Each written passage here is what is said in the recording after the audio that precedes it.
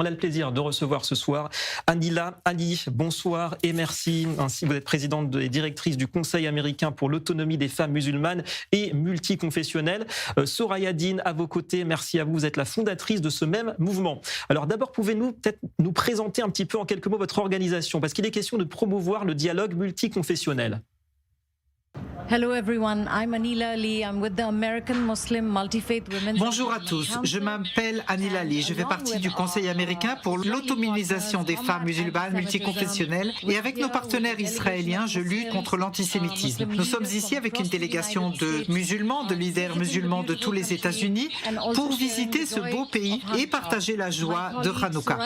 Ma collègue Soraya Dean va vous expliquer pourquoi nous sommes là et pourquoi c'est si important pour les musulmans de venir en Israël, de voir Israël de leurs propres yeux et de profiter de la liberté religieuse qui est pratiquée.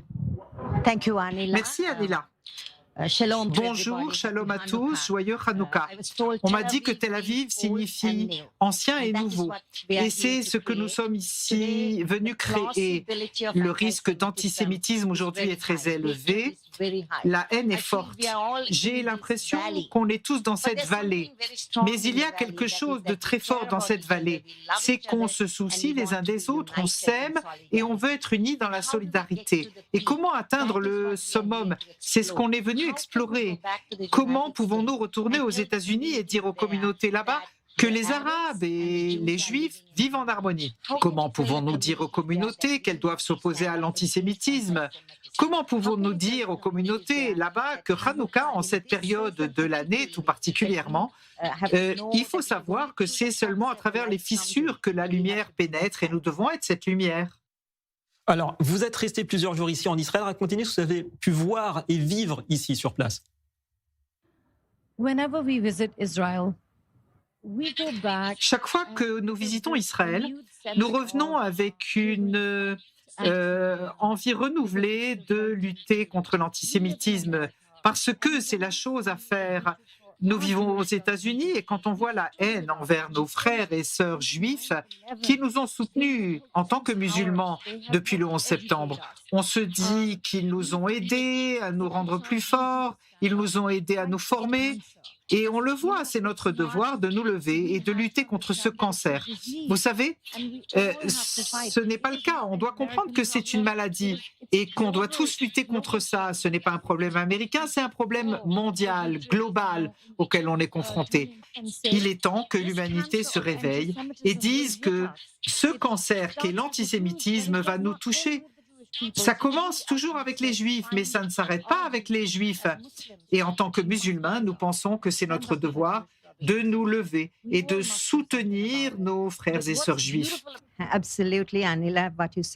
Tout à fait, j'adore ce que vous avez dit sur l'espoir et les possibilités.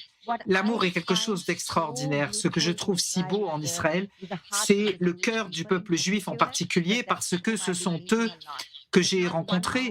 Il n'y a pas la moindre once d'accusation ou de propos négatifs à l'égard des musulmans.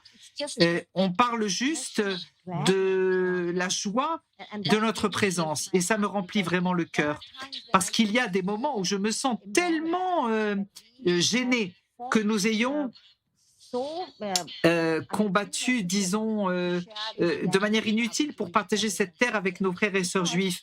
Parce que le sionisme est une prophétie coranique et chaque musulman devrait être sioniste. C'est ça la prophétie coranique et on doit croire aux prophètes qui nous ont précédés.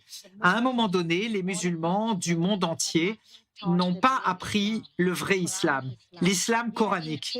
On a été pris par les hadiths, qui sont des histoires racontées 300 ans après notre cher prophète. Et on nous dit de croire aux hadiths. Donc, je veux dire, ce matin, j'ai fait une petite vidéo face à la mer à Tel Aviv.